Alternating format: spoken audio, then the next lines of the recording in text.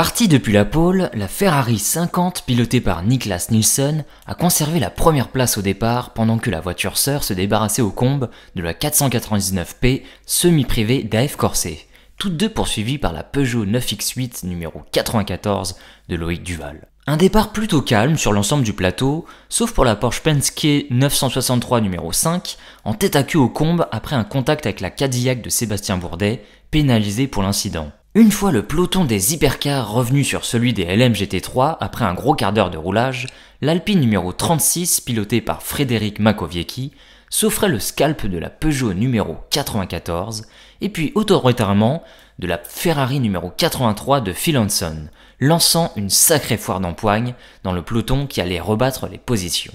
Peu avant la demi-heure de roulage, l'Alpine dépassait également la Ferrari 51 pour s'emparer de la seconde place, à 4 secondes de la numéro 50. Juste avant la première heure de course, le full course yellow était déployé suite à une casse mécanique pour la Porsche Proton de Nico Pino qui regagnait malgré tout son stand sur le moteur électrique. La Ferrari 83 perdait quant à elle beaucoup de positions et allait finalement s'immobiliser dans les stands quelques minutes plus tard, victime d'un problème d'échappement.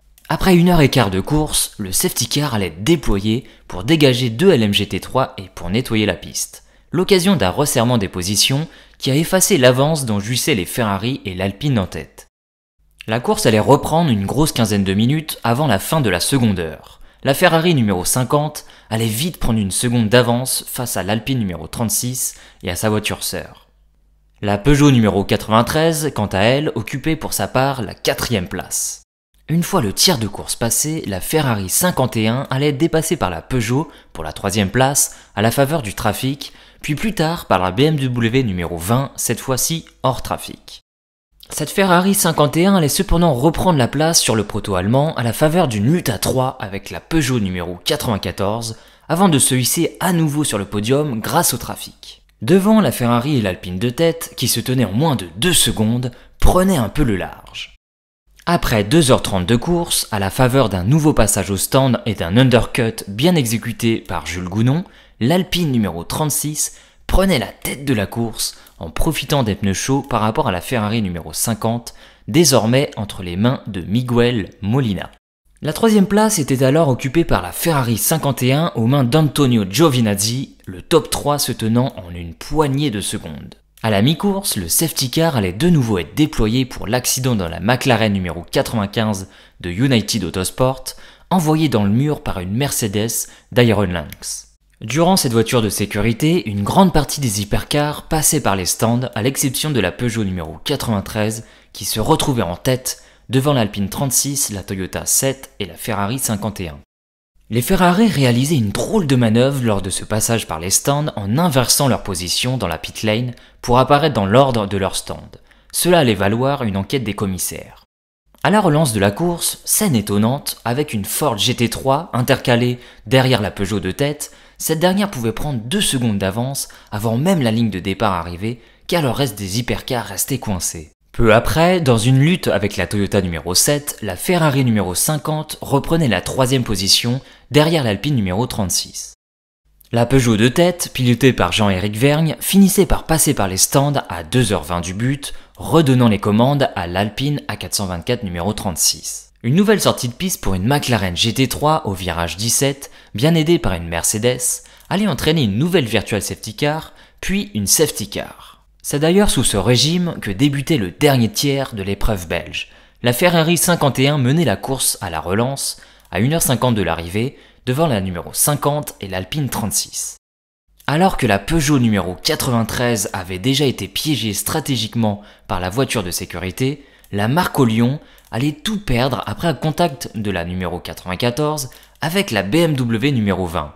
La 9X8 allait être contrainte de regagner les stands au ralenti en raison d'un problème de suspension avant malheureusement d'abandonner. Au tour suivant la relance, la Ferrari 50 prenait les commandes sur une consigne d'équipe, les 499P affichant alors un gros rythme alors que l'enquête était toujours en cours suite à leur manœuvre dans les stands. Tout au long de la course, l'Alpine cette fois aux mains de Mick Schumacher restait dans les échappements de la Ferrari numéro 51 d'Alessandro Pierguidi et allait même la dépasser au virage du karting.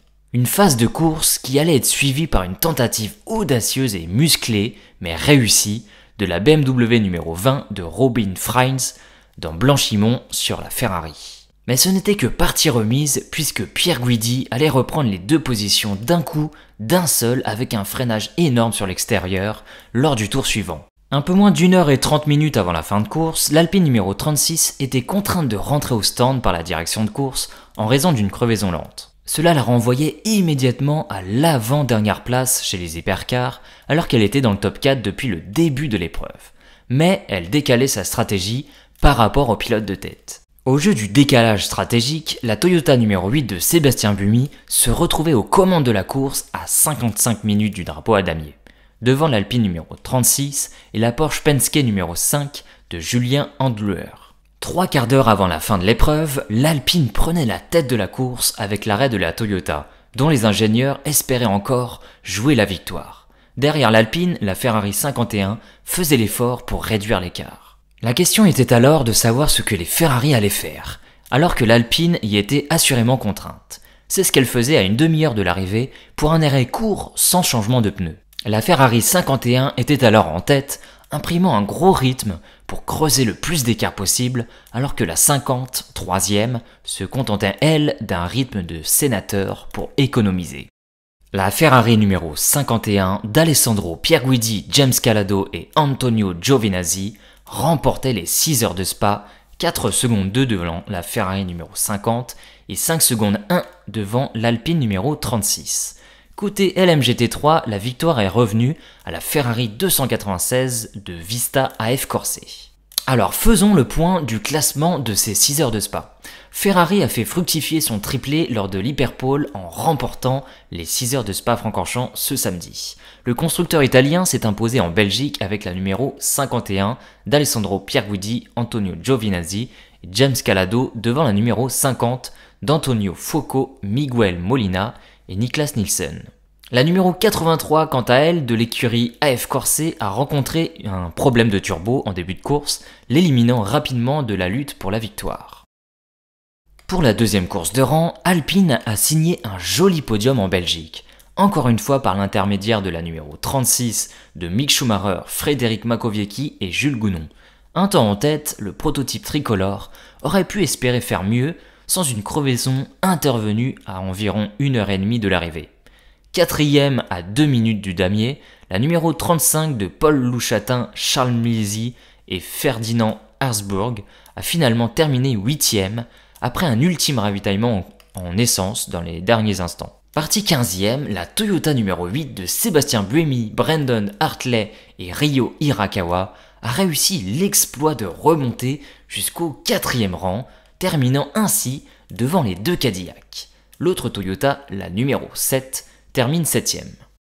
Du côté de chez Peugeot, la marque au lion a terminé hors des points malgré la 4e place de la 94, Stoffel Van Dorn, Loïc Duval et Jacobsen sur la grille. Celle-ci a abandonné après un contact abîmant l'arrière gauche du prototype. La numéro 93, l'autre voiture de Jean-Éric Vergne, Michael Johnson et Paul Di Resta, a terminé 13e après avoir raté la bonne fenêtre d'arrêt sous le full course yellow. L'Aston Martin Valkyrie est passé à quelques minutes d'inscrire son premier point en championnat du monde d'endurance, mais Harry Tinkel a été contraint de s'arrêter dans le Money Time pour remettre de l'essence. La numéro 007 que le Britannique a partagé avec son compatriote Tom Gumble a finalement terminé 13e devant la numéro 009 d'Alex Riberas et Marco Sorensen. Chez BMW, la numéro 15 finit à la 10e place et la numéro 20 abandonne. Chez Porsche, la meilleure d'entre elles, la numéro 6 de Kevin Estre, se classe seulement 9e. L'autre voiture, la numéro 5, finit 12e et la 99 a abandonné, celle de Proton. Pour finir le classement de ces 6 heures de Spa, avant de vous retrouver pour les 24 heures du Mans, on finit par Cadillac qui s'en sort pas trop mal avec les 5 et 6e places.